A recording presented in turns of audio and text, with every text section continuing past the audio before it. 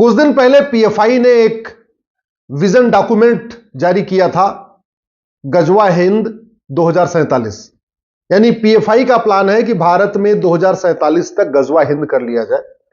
और अब दारुल उलूम देवबंद, जो अपने आप को एक एजुकेशनिस्ट बताती है संस्था, जो अपने आप को बताता है कि वो तो केवल शिक्षा का प्रचार कर रहा है, उस संस्था ने गजवा हिंद को जायज करार दिया है, गजवा हिंद को हलाल करार दिया है, गजवा हिंद को कहा है कि बिल्कुल ठीक है, और जो आदमी गजवा हिंद के लिए काम करता है उसको जन्नत मिलती है। इसका मतलब क्या हुआ? जो घुसपैठिए आ रहे हैं यहां गजवा हिंद करने के लिए वो भी ठीक है। इसका मतलब जो धर्मांतरण किया जाता है गजवा हिंद करने के लिए वो भी ठीक है। इसका मतलब जो जानबूझ के जनसंख्या विस्फोट किया जा रहा है गजवा हिंद के लिए वो भी ठीक है। जो गजवा हिंद के लिए आतंकवाद फैलाया जाता है, अलगाववाद फैलाया जाता है, यानी वो भी ठीक है। जो गजवा हिंद के लिए जिहाद करते हैं वो भी ठीक है। जो गजवा हिंद के लिए पत्थरबाजी करते हैं वो भी ठीक है। जो गजवा हिंद के लिए मजहबी उन्माद फैलाते हैं वो भी ठीक है। जो गजवा हिंद के लिए हिंदुओं का पलायन करवाते हैं वो भी ठीक है। यानी कश्मीर में जो नरसंहार हुआ वो भी ठीक है, बंगाल में जो हो रहा है वो भी ठीक है। इसका मतलब हिंदुओं को खत्म करना, हिंदुओं को खत्म करके भारत में शरिया लागू करना, ये सब जायज है। और ये मैं नहीं कह रहा हूं, ये दारुल उलूम देवबंद ने कहा है कि गजवा हिंद जायज है। जो चीजें मैं इतने दिन से कह रहा था सब सामने आ गई। दारुल उलूम देवबंद में घुसपैठिए कई बार पकड़े जा चुके हैं, अलगाववादी कई बार पकड़े जा चुके हैं। इस संस्था ने कई बार आतंकवादियों का केस लड़ा है। हमारी पीआईएल 3 तलाक के खिलाफ, हलाला के खिलाफ, मुताह के खिलाफ, मिस्यार के खिलाफ, तहर्रुस के खिलाफ जो आई है उसका दारुल उलूम ने विरोध किया है। तलाके हसन, तलाके बाइन, तलाक के किनाया का मैटर सुप्रीम कोर्ट में है, दारुल उलूम उसका विरोध करता है। तो यानी जितनी विदेशी कुरीतियां हैं, जितनी इस्लामिक कुरीतियां हैं, उनका दारुल उलूम समर्थन करता है, भारत की संस्कृति का विरोध करता है, भारत की सोच का विरोध करता है, भारत की परंपरा का विरोध करता है, भारत के त्योहारों का विरोध करता है, नारी तू नारायणी का विरोध करता है, वसुधैव कुटुंबकम का विरोध करता है, यत्र नारस्त्यु पूज्यते रमन्ते तत्र देवता का विरोध करता है, सर्व मंगल मांगल्य, ये जो हमारी सोच है उसका विरोध करता है। जब विरोध करता है तो फिर ऐसी संस्था को भारत में चलने क्यों दिया जा रहा है? यह संस्था भारत में चल कैसे रही है? जो भारत के संविधान को खत्म करना चाहती है, भारत में शरिया लागू करना चाहती है, भारत में दारुल कज़ा खोलनी चाहती है, जगह जगह शरिया कोर्ट खोलना चाहती है, भारत में सबको समान शिक्षा की बजाय मदरसे खोल खोल के इस्लाम को बढ़ा रही है, उस संस्था को चलने क्यों दिया जा रहा है?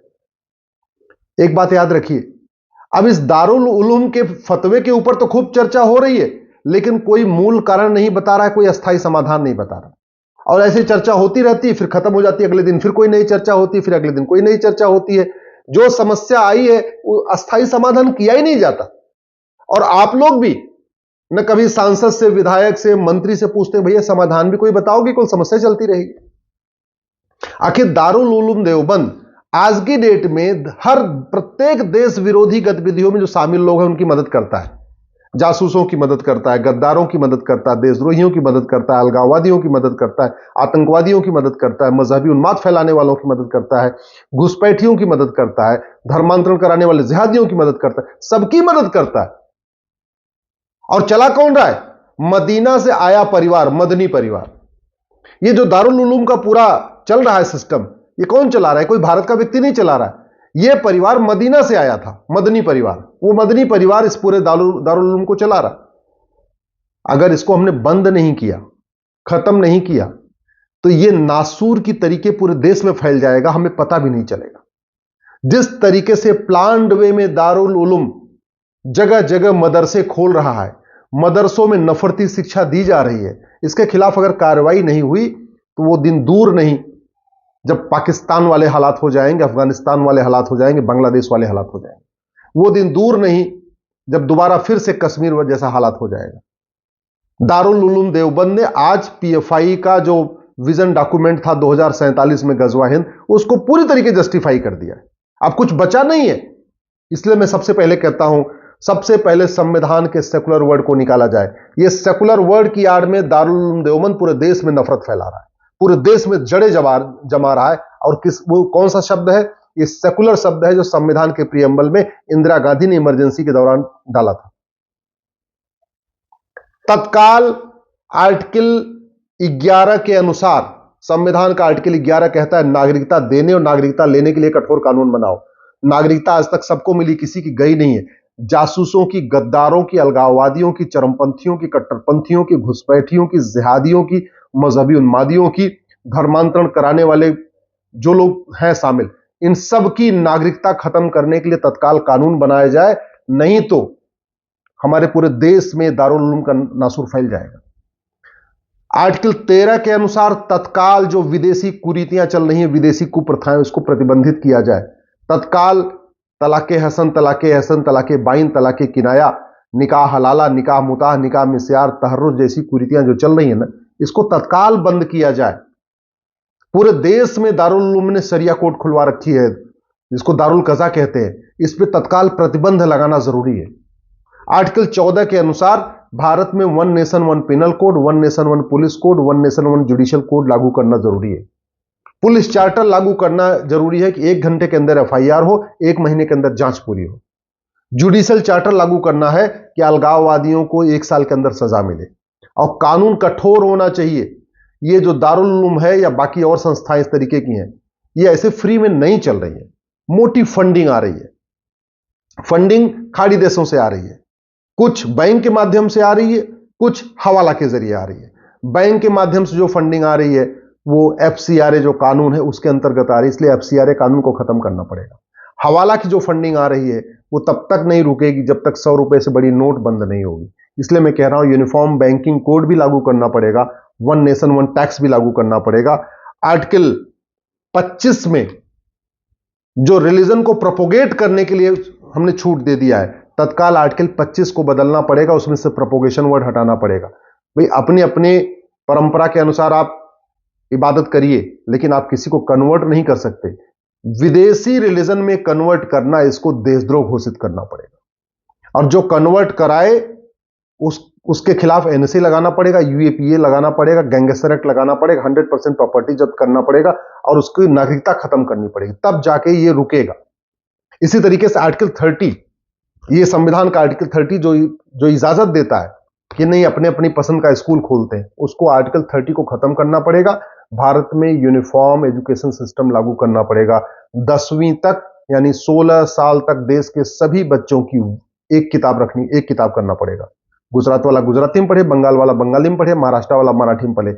सिलेबस और करिकुलम एक होना चाहिए। 1 नेशन 1 एजुकेशन बोर्ड और 1 नेशन 1 सिलेबस, 1 नेशन 1 करिकुलम, और सबके लिए त्रिभाषा, 3 भारतीय भाषा, 3 भारतीय भाषा सबके लिए अनिवार्य करना पड़ेगा। विदेशी भाषा नहीं, अंग्रेजी अनिवार्य करने की जरूरत नहीं है। उर्दू विदेशी भाषा, इसको अनिवार्य नहीं करना। अरबी विदेशी भाषा नहीं, 3 भारतीय भाषा, एक हिंदी हो गई, एक संस्कृत हो गई, एक कोई और भारतीय भाषा, चाहे वो गुजराती हो, चाहे तमिल हो, मलयालम हो, बंगाली हो, जो भी है, लेकिन 3 भारतीय भाषाओं को 16 साल तक यानी 10वीं तक सभी बच्चों के लिए पढ़ना अनिवार्य करना पड़ेगा। 10वीं तक सबके लिए रामायण पढ़ना अनिवार्य करना पड़ेगा, भगवत गीता पढ़ना अनिवार्य करना पड़ेगा, वेद पढ़ना अनिवार्य करना पड़ेगा। कोई विदेशी किताब 10वीं तक किसी बच्चे को नहीं पढ़ाने की अनुमति मिलनी चाहिए। न विदेशी किताब, न विदेशी रिलीजन, न विदेशी भाषा। 10वीं तक केवल भारतीय किताब, भारतीय पंथ, भारतीय भाषाएं, केवल और केवल भारतीय, विदेशी कुछ भी नहीं। और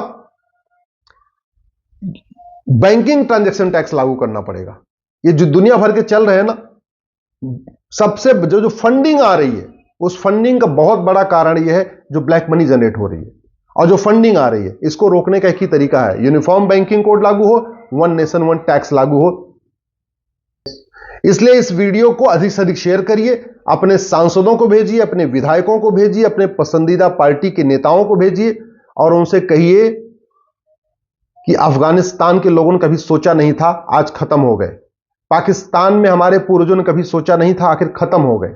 बांग्लादेश के हमारे पूर्वजों की क्या हालत है आप देख रहे हैं, कश्मीर में क्या हुआ आप देख रहे हैं, बंगाल में क्या हुआ देख रहे हैं। इसलिए तत्काल सरकार कानून बनाए, संविधान को 100% लागू करे, समान शिक्षा लागू हो, समान नागरिक संहिता लागू हो, घुसपैठ नियंत्रण कानून बने, धर्मांतरण नियंत्रण कानून बने, जनसंख्या नियंत्रण कानून बने, विदेशी चंदा नियंत्रण कानून बने और यूनिफॉर्म बैंकिंग कोड लागू किया जाए और नागरिकता खत्म करने, जो आदमी देश के खिलाफ बोले, जो गजवा हिंद की सोचे, गजवा हिंद की बात करे, उसकी नागरिकता खत्म करने, 100% प्रॉपर्टी जब्त करने और आजीवन कारावास देने के लिए कानून बने।